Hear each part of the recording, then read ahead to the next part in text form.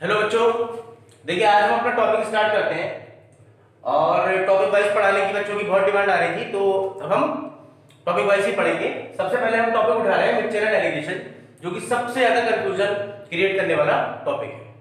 ठीक है बच्चों, तो आज आपका कंफ्यूजन पूरी तरीके से दूर करने की मैं कोशिश करूंगा। देखिए मिक्सचर और एलिगेशन क्या मतलब है इन शब्दों का। मिक्सचर का मतलब है दो या दो से ज्यादा चीजों को मिलाना, ठीक। और एलिगेशन क्या है? एलिगेशन बेटा एक मैथमेटिक्स का मेथड है जिससे आप एवरेज निकालते हैं या एवरेज दे रखा होता है तो उसकी हेल्प से कोई एक मिसिंग डेटा निकालते हैं। एलिगेशन केवल एक मेथड है और कुछ नहीं, ठीक। मिक्सचर का मतलब होता है दो या दो से ज्यादा चीजों को मिलाना, ठीक है। वो किस अनुपात में मिली हुई है, किस रेशियो में मिली हुई है। चलिए अब इससे जुड़ी हुई कुछ बातें आप सीख लीजिए। पहले देखिए मिल्क और वाटर, एक मिक्सचर है हमारे पास जिसमें दूध है और पानी है। अब मैं मान लेता हूं कि मेरे पास 100 लीटर ये मिक्सचर है जिसमें से 80 दूध है और 20 लीटर पानी है, यानी कि इनका अगर अनुपात निकाले तो बच्चों कितना आ गया? 4:1। क्लियर? अब देखिए इस 100 लीटर मिक्सचर में से मैंने 25% मिक्सचर निकाल लिया, 25% मिक्सचर निकाल लिया।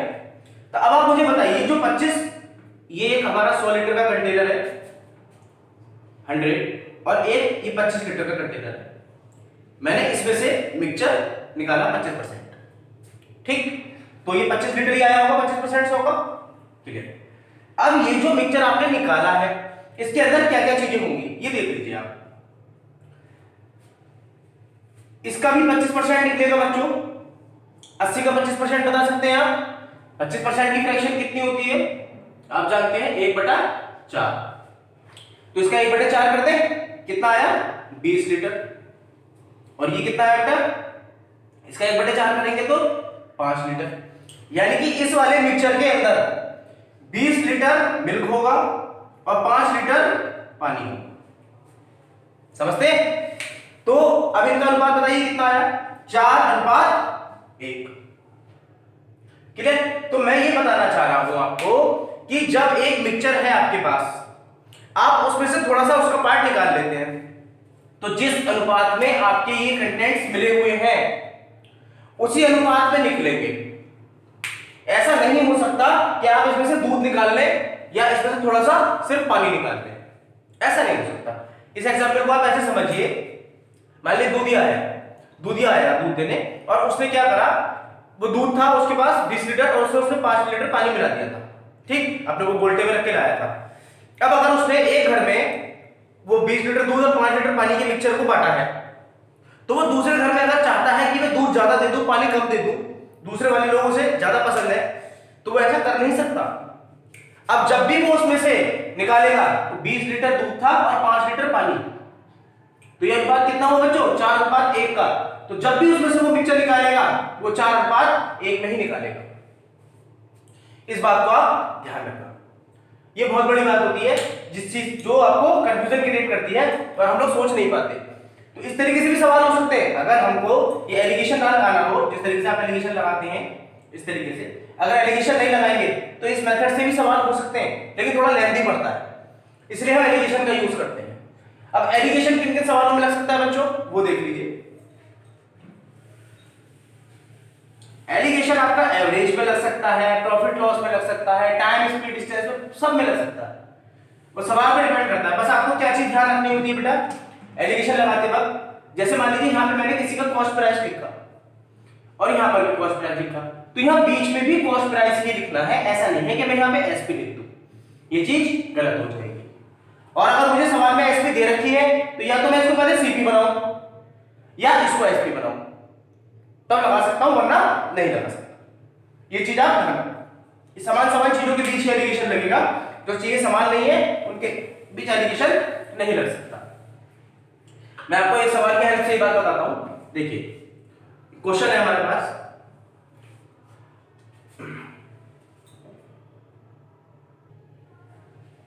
बच्चों ये सवाल है आपके पास 60 किलोग्राम 60 रुपीज पर केजी वाली चीनी और दूसरी चीनी है आपके पास 65 रुपीज पर केजी वाली, इनको किस रेशियो में मिलाया जाए कि जब हम इनको बेचे 68.20 रुपीज में तो आपको 10% का प्रॉफिट हो।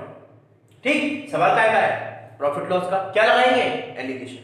ठीक, देखिए सवाल शुरू करें बेटा। 68.20 ये क्या है? एसपी 68.20। तो आपकी जो फर्स्ट टाइप की शुगर है बेटा उसको यहां लिख लेंगे और सेकंड टाइप की जो शुगर है उसको यहां लिख लेंगे। ये कितनी है? 60, इसका प्राइस था, सीपी थी। ये 65, ये भी सीपी थी। अब यहां पर अगर मैंने 68.20 लिख दिया तो बच्चों ये तो एसपी है, तो एसपी को पहले आप सीपी बना लीजिए। सीपी कैसे बनाएंगे? देखिए, जब अगर मान लीजिए मैंने एसपी में से प्रॉफिट हटा दिया तो वो केवल सीपी रह जाएगी, मानते? यानी कि 10% का प्रॉफिट हो रहा है आपको और 68.20 रुपीस का पड़ रहा है वो 10% के प्रॉफिट के बाद। तो आप मुझे बताइए, अगर मुझे सीपी निकालनी है तो ये 110 की वैल्यू हो गई और सीपी कितनी होती है बेटा? 100। तो 100 का वैल्यू कितना होगा ये निकालना। 10% प्रॉफिट का मतलब 110।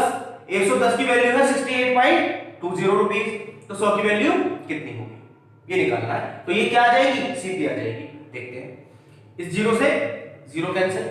ठीक बच्चों, 11 से इसको कट कर लीजिए आप। 11 6 66, 2 बचा, लेकिन पहले आपको पॉइंट लगाना पड़ेगा क्योंकि बीच में पॉइंट था। 6.20 रुपीस, ये आपकी 6.20 आ गया। अब x की वैल्यू आ गई, 10 से आप मल्टीप्लाई करेंगे 62। ठीक, तो यहां पर हम क्या लिखेंगे बेटा? सीपी लिखेंगे 62। इसको सब्ट्रैक्ट कर दीजिए, जो बड़ा है उसमें छोटे वाले को सब्ट्रैक्ट करिए। ये कितना आ गया बेटा? 3 और ये कितना आ गया? 2। ठीक, तो आप मुझे बताइए किस रेशियो में हमको ये मिलानी पड़ेगी? 3:2 में इन चीनीज को, दोनों शुगर्स को मिलाना पड़ेगा जिससे कि जो सवाल में मांगा गया है वो हम प्राप्त कर सकें। इस तरीके के सवाल आप कैसे कर सकते हैं? एलिगेशन से कर सकते हैं। ये है एलिगेशन। अब देखिए मैं आपको और सवालों में एलिगेशन लगा के दिखाता हूं और मिक्सचर के भी कुछ सवाल कराता हूं। ठीक, नेक्स्ट क्वेश्चन बच्चों ये है आपके सामने। देखिए कौन से टॉपिक का क्वेश्चन है ये? परसेंटेज का। ठीक है, 12,500 student appeared in the exam. 12,500 बच्चों ने एक एग्जाम में हिस्सा लिया और 50% बॉयज, मतलब जितने लड़के थे उन लड़कों में से 50% लड़के पास हो पाए। जितनी लड़कियां थी उनमें से 70% लड़कियां पास हो पाई। ठीक, if total percent of pass student is 60% और टोटल बच्चे यानी कि 12,500 बच्चे जो थे इनका केवल 60% हिस्सा ही एग्जाम को पास कर पाया। तो आपको बताना है कि जो लड़कियां थी 12,500 में से कितनी लड़कियां थी और कितने बॉयज थे, ये आपको बताना है। ठीक है बेटा, तो देखिए क्या है, परसेंटेज का क्वेश्चन है, परसेंटेज से भी किया जा सकता है, लेकिन अभी हम फिलहाल एलिगेशन से करेंगे। ठीक, 50% और 70%। तब आप क्या करेंगे बताइए? देखिए यहां पर आप लिख दीजिए बच्चों बॉयज और यहां आप लिखेंगे गर्ल्स। बॉयज कितने? 50% और गर्ल्स 70%। ये दोनों पासिंग बच्चे हैं, पास किए हुए बच्चे हैं, तो यहां पर भी पास किए हुए बच्चे ही लिखने हैं 60, जो कि हमें सवाल में दे रखा है। अगर नहीं दे रखा होता, अगर मान लीजिए उसने ये कहा होता कि 40% फेल हो गए, तो बेटा मैं यहां 40 नहीं रखता, मैं पहले पास किए हुए बच्चे निकालता, 100% में से 40% घटा के 60 निकालता, फिर यहां 60 रखता। ठीक है, क्योंकि समान चीजें आनी चाहिए। ये भी पास स्टूडेंट है, ये भी पास है और ये भी पास है। ओके, तो इस बात को समझना है बस, और कुछ नहीं, क्योंकि बीच में क्या चीज रखनी है यही सबसे बड़ी समस्या होती है एलिगेशन में, और कुछ नहीं होता है। अब आप मुझे बताइए कितना है बेटा? 70 में से 60 घटाएंगे 10 और 60 में से 50 जाएगा तो भी 10। तो कितना रेशियो आ रहा है बच्चों? 1:1। यानी कि जितनी लड़कियां थी उतने ही लड़के थे। तो आप मुझे बताइए 12,500 को अगर आपको 1:1 में डिवाइड करना हो तब आप कैसे करते हैं? जो इन रेशियोज का सम है उससे डिवाइड करते हैं। पहले वाले बॉयज हैं और दूसरे वाले गर्ल्स, आपको निकालनी है गर्ल्स की संख्या, तो आपने दूसरे वाला जो कि 1 है यहां लिख लिया। अब आप जरा इसको डिवाइड कर लीजिए, कितना आ रहा है बच्चों डिवाइड करके? 12,500 का आधा कितना होगा? 6,250। इतनी लड़कियां एग्जाम में अपीयर हुई थी। ये आपका एलिगेशन है। ठीक है, एलिगेशन आपका किसी भी टॉपिक में लग सकता है, किसी भी टॉपिक में। हमने जब टाइम स्पीड एंड डिस्टेंस पढ़ा था तब उसमें भी लगाया था। ठीक, और आगे भी लगाते रहेंगे। अब हम बात करते हैं बेटा मिक्सचर की। कि मिक्सचर क्या है। ठीक, अब देखिए एक सवाल है आपके पास, एक सवाल से समझते हैं इस चीज के लिए। 400 ml mixture of milk and water ले लेते हैं, milk and water contains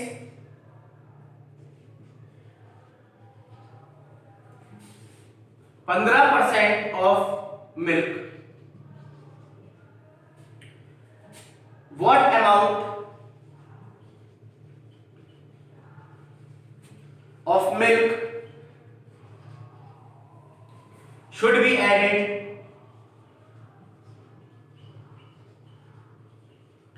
to make it 32% milk mixture?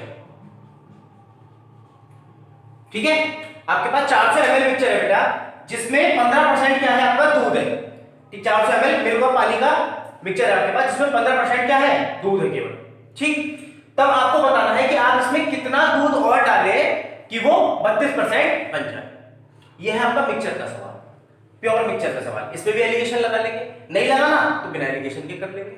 देखिए दोनों तरीके से मैं आपको बता देता हूं कैसे करना होता है। 400 ml 15% और 32%। ठीक, आप पहले एलिगेशन से कर लेते हैं बेटा, ठीक है, उसके बाद दूसरे मेथड से करेंगे। आप मुझे बताइए 400 ml है, पहले आपके पास 15% मिल्क था, मिल्क 15%। ठीक, बाद में आपने मिल्क कितना डाला? अच्छा, जो आपने मिक्स किया है अब दोबारा से केवल दूध मिक्स किया है, पानी तो मिक्स नहीं किया। तो जो आप उसमें मिक्स कर रहे हैं उसमें 100% क्या है, मिल्क ही मिल्क है, 0% पानी है। तो मैं यहां पर लिख दूंगा बेटा कितना मिल्क मिक्स किया आपने, 100%। और इन दोनों से मिला के आप क्या बनाना चाहते थे, 32% मिल्क वाला मिक्सचर बनाना चाहते थे। Very clear? ठीक, इस बात को ध्यान रखना बेटा। अभी इसको पानी से भी करके दिखा दूंगा मैं आपको।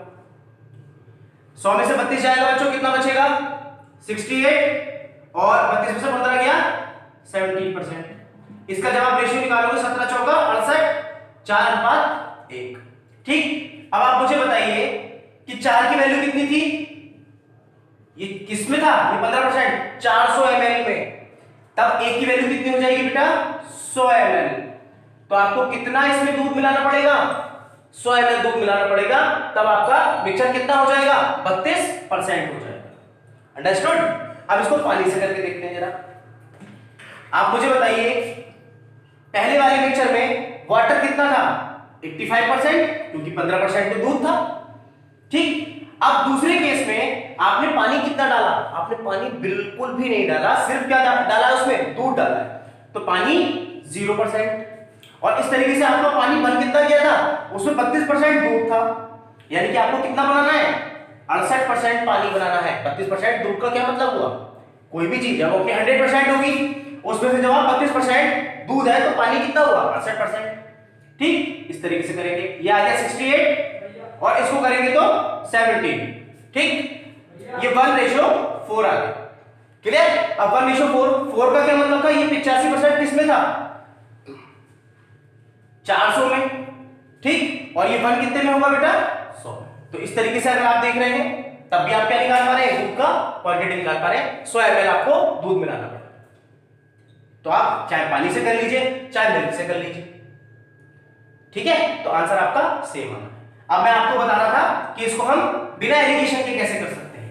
मिक्सचर के सवालों को भी बिना एलिगेशन के किया जा सकता है, ऐसा नहीं है कि आप एलिगेशन से ही करेंगे। क्लियर? तो एलिगेशन देखिए बिना उसके करके देखते हैं इसको, एक मिनट। देखिए बेटा, आपका 400 ml मिक्सचर था, 400 ml, थोड़ा बड़ा लिख देते हैं, 400 ml। इसमें 15% दूध था, तो पहले आप इसका 15% निकाल लीजिए। 400 ml का 15% ऐसे तो निकलेगा बेटा 15/100 करके, और ये आ गया आपके पास 60 ml दूध था उसमें। ठीक, चलिए अब आप मुझे बताइए, जब आप मिक्सचर में दूध डालेंगे, उसमें उस समय 400 है, तो जब आपने उसमें दूध डाला तो थोड़ा तो बढ़ जाएगा ना वो। ठीक है, कितना बढ़ जाएगा, मैंने माना x लीटर, हमने x मिलीलीटर उसमें दूध डाला है, 400 प्लस x। पहले कितना दूध था? पहले जो दूध था हमारे पास वो था 60 ml, और 60 ml में आपने थोड़ा सा दूध, कितना, x लीटर दूध आपने और डाल दिया।